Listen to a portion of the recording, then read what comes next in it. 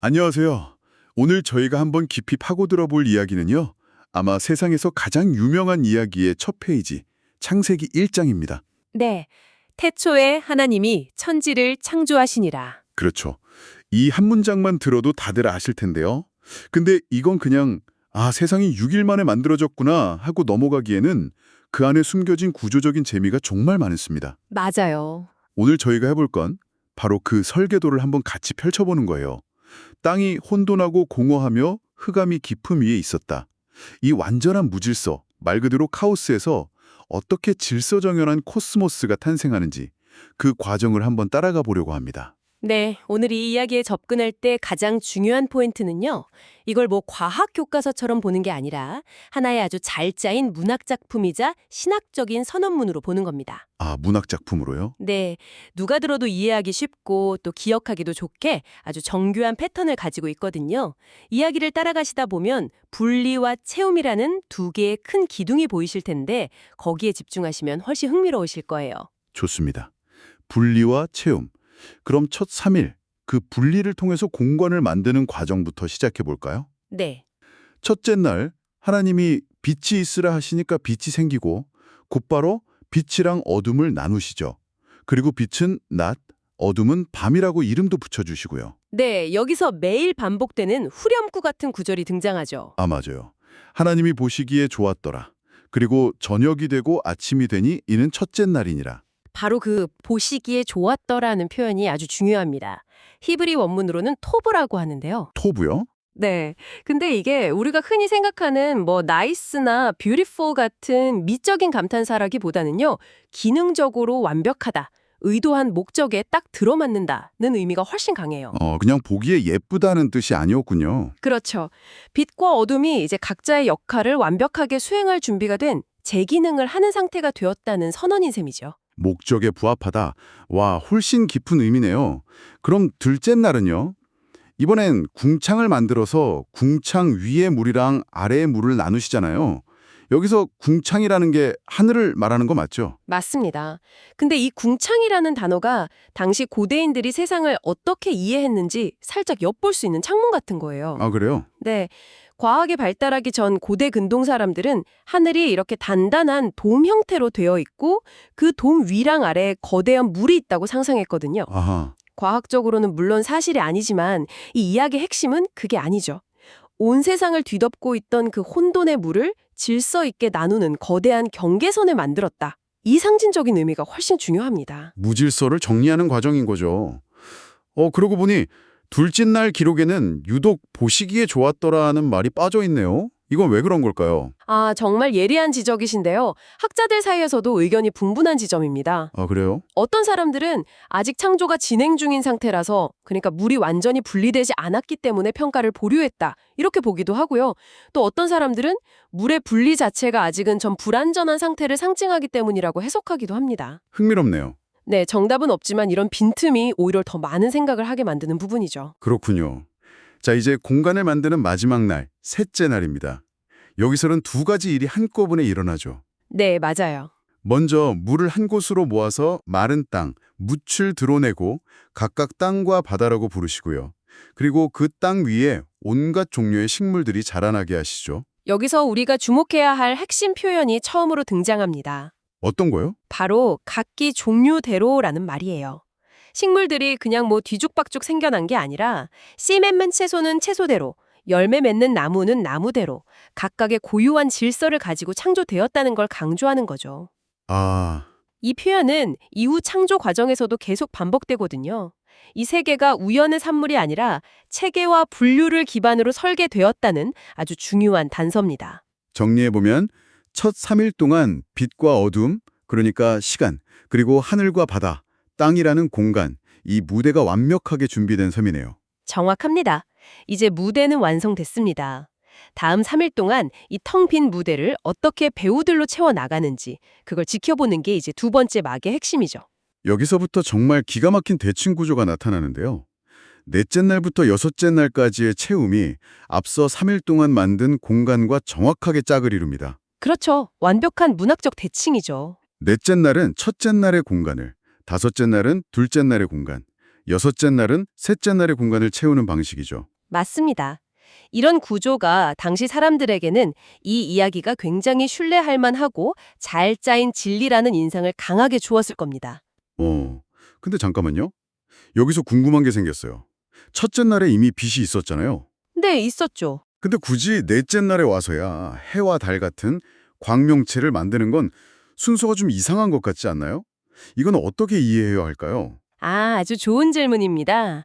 바로 그 지점이 이 이야기가 과학 보고서가 아니라 신학적인 서사라는 가장 강력한 증거 중 하나죠. 아하, 첫째 날의 빛은 뭐랄까 존재의 근원으로서의 빛. 그러니까 어둠과 대비되는 개념적인 빛 자체에 가깝습니다. 실체라기보다는 상태에 가까운 거죠. 개념적인 빛이요. 네. 반면에 넷째 날의 해와 달, 별들은 그 빛을 담아서 구체적인 기능을 수행하는 도구들인 셈입니다. 본문을 보면 그 기능이 명확하게 나오잖아요. 징조와 계절과 날과 해를 이루게 하라. 바로 그거죠. 즉, 시간의 질서를 만들고 세상에 리듬을 주관하는 역할을 부여받은 겁니다. 개념의 창조가 먼저, 기능의 부여가 나중인 거죠. 아하, 빛이라는 개념이 먼저 생기고 그 빛을 활용해서 시간을 재는 도구가 나중에 만들어졌다. 그렇게 보니까 이해가 되네요. 와, 정말 정교한데요? 그렇죠. 그럼 다섯째 날로 넘어가 볼까요? 이날은 둘째 날에 만들어진 공간, 바로 하늘과 바다를 채우는 날이겠군요. 맞습니다. 둘째 날 나뉘었던 물, 즉 바다에는 큰 바다 짐승들과 온갖 생물들이 가득 차게 되고요. 하늘에는 모든 종류의 새들이 날아다니기 시작합니다. 여기서도 그 종료대로가 반복되네요. 어김없이 반복되면서 질서를 강조하죠. 그리고 또 하나의 최초가 등장합니다. 최초요? 네, 하나님이 피조물에게 처음으로 복을 주시는 장면이 나옵니다. 아, 맞다. 물고기와 새들한테 생육하고 번성하여 여러 바닷물에 충만하라. 새들도 땅에 번성하라고 축복하시죠. 이건 단순히 개체를 만드는 걸 넘어서 생명이 스스로 증식하고 확장해 나갈 수 있는 잠재력을 부여하셨다는 의미예요. 와, 창조된 세계가 이제 스스로 살아 움직이는 동적인 공간이 되는 순간인 거죠. 드디어 마지막 날, 여섯째 날입니다. 셋째 날 만들어진 땅이라는 공간을 채울 차례군요. 네, 육지의 가축들, 기어다니는 것들, 들짐승들이 그 종류대로 만들어지고요. 그리고 마침내 6일간의 창조 서사의 절정이 등장합니다. 바로 사람의 창조죠. 네, 이전과는 분위기가 완전히 달라지죠. 다른 피조물들은 그냥 있으라는 선포로 만들어졌다면 인간을 만들 때는 우리의 형상을 따라 우리의 모양대로 우리가 사람을 만들고 라는 마치 신적인 존재들 사이에 깊은 숙고가 담긴 듯한 표현이 사용됩니다. 우리라는 표현이 되게 독특하네요. 하나님 말고 또 누가 있었다는 뜻일까요? 그 우리가 누구냐를 두고 오랫동안 많은 해석이 있었는데요. 네. 왕이 스스로를 칭할 때 복수형을 쓰는 장엄의 복수형이라는 해석도 있고 요즘에는 하나님과 그를 보좌하는 천사들 같은 천상회의를 의미한다는 해석이 가장 유력하게 받아들여집니다. 천상회의요. 네, 중요한 건 이 표현을 통해서 인간 창조가 다른 피조물과는 구별되는 아주 특별하고 중요한 사건임을 강조하고 있다는 점입니다. 그렇게 하나님의 형상대로 남자와 여자가 창조되고 그들에게는 아주 구체적인 역할이 주어지죠. 모든 생물을 다스리는 역할이요. 네, 여기서 인간에게 주어진 축복을 다섯째 날 동물의 것과 비교해보면 그 차이가 명확해져요. 생육하고 번성하여 땅에 충만하라는 부분은 같은데 같은데 인간에게는 뭔가 더 추가되죠. 맞아요. 땅을 정복하라. 그리고 모든 생물을 다스리라는 명령이 추가되죠. 이건 인간에게 다른 피조물과는 구별되는 청지기로서의 특별한 지위와 책임이 주어졌음을 보여주는 겁니다. 그렇군요. 그리고 마지막으로 사람과 모든 짐승에게 각각 먹을거리, 그러니까 사람에게는 채소와 열매를, 짐승에게는 푸른 풀을 음식으로 지정해 주시면서 창조 세계의 완벽한 질서, 평화로운 공존의 그림이 완성됩니다. 자, 이렇게 6일간의 대장정이 끝났습니다. 모든 것이 완성된 후 하나님의 최종 평가가 내려지죠. 이전까지는 매일 보시기에 좋았더라. 토부였는데. 네, 토부였죠. 여섯째 날 모든 창조가 끝난 후에는 보시기에 심이 좋았더라. 토부 메오드로 바뀝니다. 심이라는 한 단어가 추가되었을 뿐인데 그 울림이 완전히 다르네요. 그 심이라는 단어에 모든 게 담겨 있다고 볼 수 있습니다. 이건 단순히 매우 좋다는 감정 표현을 넘어서 부분들이 모여서 이룬 전체의 완벽한 조화에 대한 감탄이에요. 아, 전체 조화. 네, 혼돈과 공허로 가득했던 공간이 분리되고 채워지고 각자 기능과 역할을 부여받아서 모든 것이 제자리에 완벽하게 맞물려 돌아가는 하나의 거대한 시스템. 그게 바로 심이 좋은 상태인 거죠.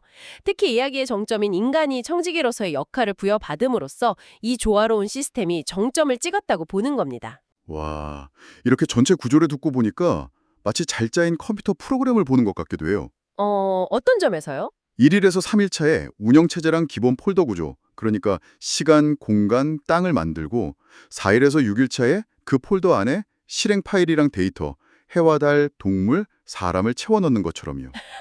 하하, 아주 적절한 비유인데요.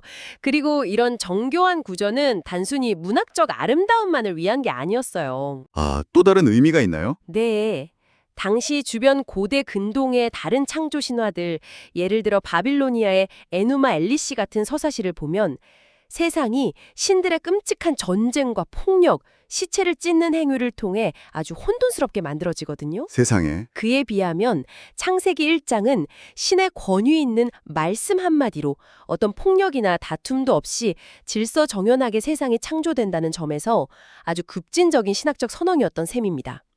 이 3 더하기 3의 대칭 구조 자체가 우리 신은 혼돈과 싸워 이기는 신이 아니라 혼돈을 말씀으로 다스려 질서를 창조하는 분이다 라는 강력한 메시지를 담고 있는 거죠. 와, 주변의 다른 문화랑 비교해서 보니까 이 이야기의 독창성이랑 메시지가 훨씬 더 선명하게 다가오네요.